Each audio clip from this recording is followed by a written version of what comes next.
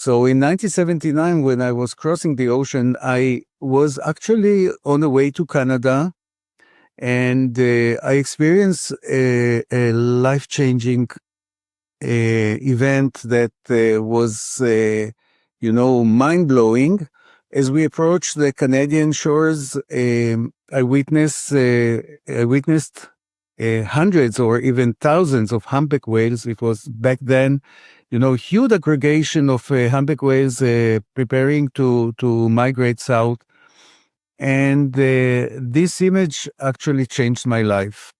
It was the time that I decided to buy a camera. Who had a camera at this time, So the first thing I got when I got to New York, I bought a camera and I continued my way down to Florida and from there to South America. And I was invited to visit together with my family members that I had there. I was invited to Seaquarium. It was the beginning of the Orca shows at that time after a very successful series of Flipper. Rico Barry was one of the trainers. And while all the audience were cheering and happy, I couldn't understand how you can take an orca and simply put it in a bathtub. And all the people were cheering, and I was literally crying. I couldn't understand how humans can do this. And this was the moment that I became an activist. It brings me back to Bridging Troubled Waters because about 4 years ago, I won a prize in a film festival in Los Angeles, and I was invited to the ceremony. And during that time, after seeing so many mass killing of dolphins and whales on the Faroe Islands and editing the film, time after time, watching all these terrible, horrifying scenes of hundreds of dolphins lying slaughtered on a beach, I wanted to refresh. I wanted to delete these memories because it was very painful and very, I had nightmares. And I wanted to reset my brain with fresh memories. So I went to San Diego to film seals, sea lions, dolphins, whales. An amazing world out there in San Diego, unbelievable.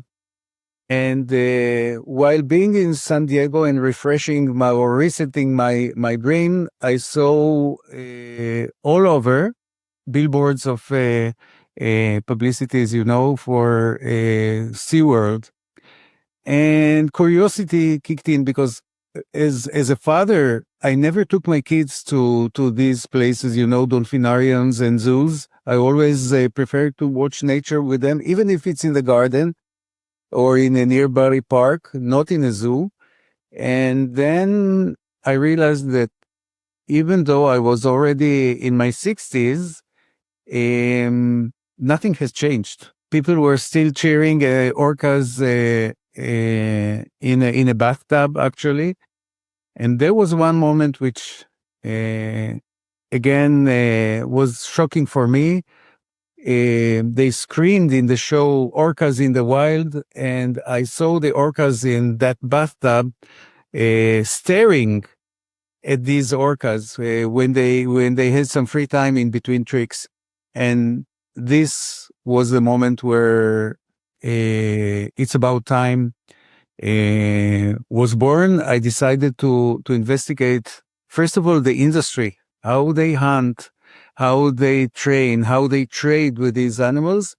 And then also, I wanted to give hope. I didn't want to stop there. Then I started seeing if there are any technologies or what can we do to change it, because, it's been already 4 or 5 decades that we activists couldn't actually change. I wanted to understand what is wrong, and this is the film.